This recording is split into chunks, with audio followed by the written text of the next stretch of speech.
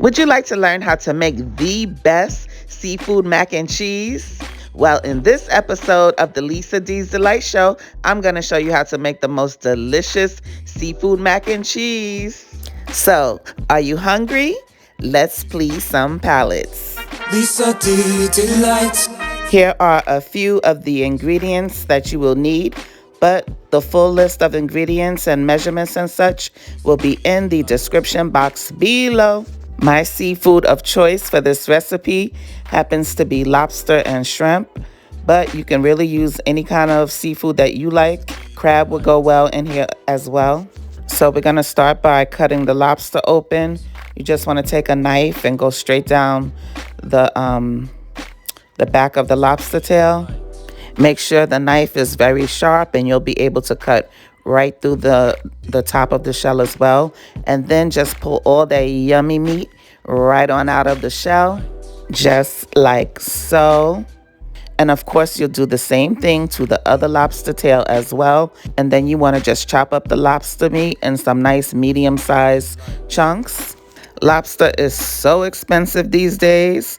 That's why I only got 2 tails, child. We just gonna have to make this do what it do.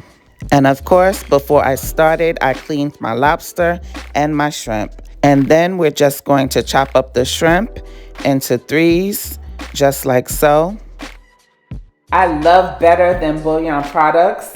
This Better Than Bouillon lobster base, it just adds amazing flavor to all seafood. It's like a yummy base or a flavor enhancer. And when you add it to any seafood, it just knocks the flavor out the park. Yup, girlfriend ain't never lied.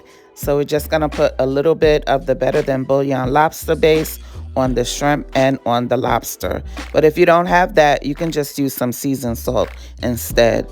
And also go in with some Old Bay. I like the garlic and herb flavored Old Bay. I went lightly with the Better Than Bouillon because it is kind of high in sodium, and seafood is so delicate, you never want to over season your seafood. Now chop up a small shallot, but it has to be chopped very, very fine. So these are all the cheeses that we need for this recipe. First, I have some sharp cheddar cheese, some Monterey Jack, however you say it, child cheese, some mozzarella, and some mild cheddar cheese mixed with white cheddar. This is my secret ingredient, Boursin garlic and fine herb cheese. It's really good. And some shredded Parmesan cheese. I found over the years that when you use quality cheeses in your mac and cheese, it really makes a difference. It comes out so much better. I went into more detail about that on my last mac and cheese video. I'll link it above. So yeah, I hope you guys enjoyed this recipe because I had to refinance my house just to make this recipe. Ciao. No, but the price of food in 2022 is ridiculous. If you can, it's always best to grate your own cheese because when you buy the cheese that's already grated in the bag, they add stuff to it. So grating your own cheese is really the way to go. It tastes better and it melts more easily. And it doesn't take that much time to grate your own cheese. Next, we're gonna beat 2 large eggs. Beat them up real good. I like to boil my macaroni in chicken stock for added flavor. And it's the holidays, so I made homemade chicken stock. I'll put that recipe above. Lisa D Delight. I'm using this kind of pasta because it's purdy, but you can use elbow or whatever you like. Instead of the chicken stock, you can also use a little bit of Better Than Bouillon in your water or a bouillon cube. Only boil the pasta for about 7 minutes. You want it to be al dente, still firm, because it's going to continue to cook when it goes in the oven. Once the pasta is done, drain off the liquid and add about half of all of the cheese directly to the hot pasta. It's best to use room temperature cheese. There's no need to make a roux. I've done it both ways, and I like to work smarter, not harder, beloved. I save myself that step because the cheese and the milk and everything is going to mish and marry when it goes in the oven and still come out nice and creamy. Now, my last two secret ingredients to the bomb.com seafood mac and cheese is the finely chopped shallot and bacon grease. Instead of butter, I use a little bacon grease, and it just gives the mac and cheese that smoky, savory flavor. But if you don't want to use it, you could just leave it out. I was just trying to help your palate. And then add in some heavy whipping cream. I swear on everything that my three secret ingredients will really have your mac and cheese tasting so, so good. That boursin cheese adds a rich deepness to the dish. And the shallots add so much flavor, but you just have to make sure that you chop them really, really fine, because don't nobody want to be chomping down in no big chunks of onions in their mac and cheese, child. They should melt off into Flavorland, and nobody should even know that they're there. I also love to use that Kinder's buttery garlic and herb seasoning. It's so good. And some fresh cracked black pepper.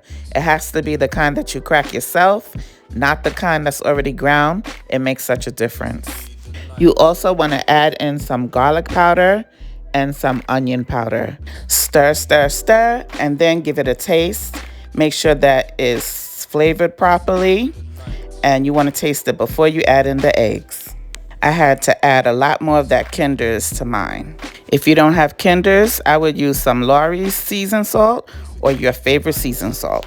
As I said, the measurements will be in the description box, but the key is to just keep adding more heavy whipping cream until the macaroni and cheese looks creamy. If it looks creamy in the pot, then you know that your finished product will be nice and cheesy and creamy.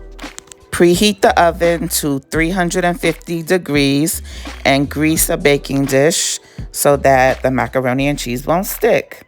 Then proceed to layer in the macaroni and cheese mixture, and then go in with your seafood right on top of that. I put down the shrimp, and now I'm putting down the lobster. By the way, this is the exact same recipe that I use when I make regular macaroni and cheese. I just leave out the seafood. But the rest of the recipe is exactly the same. So if you're not into seafood, you can just leave it out. I was just trying to help your palate. Then add some more grated cheese on top of the seafood, and then go in with another layer of the macaroni and cheese mixture. Spread that out all nicely, and then go in with more seafood. You're getting the picture, right? Repeat, repeat, repeat, and continue to go in with the layers until you reach the top. Top it off with a finishing layer of cheddar cheese. Wipe off the edges so that it can look nice and pretty when she comes out. Then take some aluminum foil and spray the shiny side of the foil with some cooking spray. I didn't do that in this clip, but anywho. So that the foil won't stick to the cheese. And also try to make a tint the foil so that, you know, it's not really touching the macaroni and cheese too much. So also to prevent it from sticking. And we really want to try to cover it tightly because the seafood isn't cooked. So by covering it tightly will allow the seafood to cook thoroughly. So let the seafood mac and cheese bake at 350 degrees for about 30 minutes. After 30 minutes, you want to remove the foil, and this is what it's looking like. And then bump the oven up to broil and let it broil until the top is nice and charred and toasty. Lisa D Delight. Y'all, this seafood mac and cheese came out so delicious. I hope you guys try my recipe. And thank you to my Lord and Savior for always blessing me and the LDD family. Father, we love you, appreciate you, and can do nothing without you. Thank you so much for watching. Bye. You got what I need, yeah. Help me split these peas, yeah. You got recipes, and you make the food look so good. Make sure you like and subscribe, and you make the food look so good. Make sure you like and subscribe, and you make the food look so good. Make sure you like and subscribe.